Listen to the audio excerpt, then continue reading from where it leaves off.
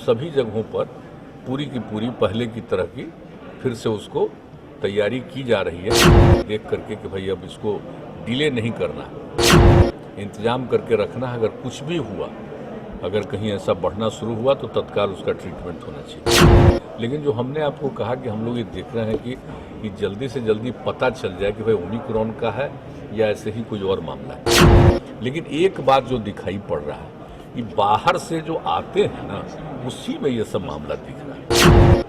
तो उसके लिए तो पूरा कंसर्न है, केंद्र सरकार का गाइडलाइन है, यहाँ पर है, सब टेस्ट हो रहा है, एयरपोर्ट से लेकर के हर जगह पर जो टेस्ट किया जा रहा है उसी में पता चल रहा है। अब तब उस समय क्या स्थिति थी, अब शादी विवाह का देखिए, कहीं भी अब पहले तो नहीं जा रहे थे, अब जाते हैं तो देखते हैं कितना भीड़ रहता है। ये अब आज हम नहीं देखें क्या लिखा है, अगर कोई लिखा होगा, लेकिन जानना चाहिए। अब सोच लीजिए, इसको लिखा हुआ देख करके आप पूछ रहे हैं तो आपको उसी दिन पता चलेगा कि आज लिख रहा है कोई 3 साल के बाद। इसके पहले हमने सोशियो इकोनॉमिक सर्वे करा करके एक एक जगह का पता कर लिया और पता करने के बाद उन सभी जगहों पर सुविधा देना। और आप जान लीजिए, हम इसमें 2 जगह खुद गए और एक एक जगह देखा जहां पर का डेथ हुआ था पहले, तो जा करके देखा तो हमने कहा देखिए ये सब नहीं है। तो इसलिए एक एक चीज को देख करके हम क्या बताएं,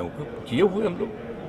और उसके बाद देख लीजिए कि इस बार तो खैर कोरोना का दौर चला आया, लेकिन उसके बाद से एईएस पर असर कम से कम हुआ, इसमें कोई शक नहीं। और कहाँ पर क्यों हो जाता है, दूसरे जगहों पर भी हो रहा, तो उसको हम लोग दिखवा रहे हैं कि हर चीज़ में बच्चों को रात में कहीं ठीक ढंग से किया नहीं किया, अगर रात में कोई बच्चे को हुआ तो तुरंत देखना और तत्काल उसको ले जाना, ये सब बात हम लोग गाइडलाइन किए।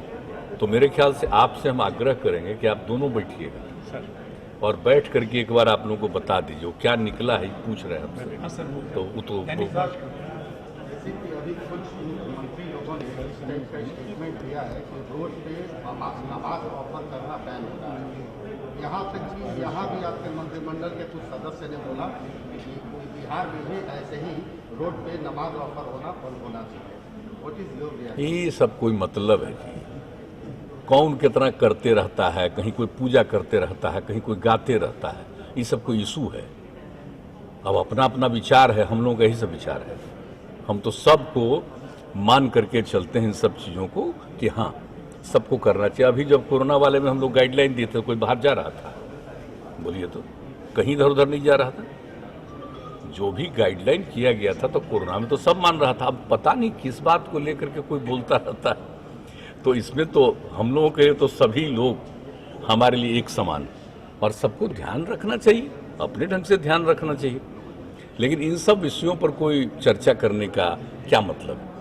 कोई सुनता, कोई ना कोई सब तो करता ही रहता है बाहर। तब फिर कोरोना का दौर चल रहा है तो इसमें फिर गाइडलाइन होगा। लेकिन कोई एक धर्म की बात नहीं, सभी लोगों के लिए है कि सब लोगों को इन सब चीज़ों का ध्यान रखना चाहिए।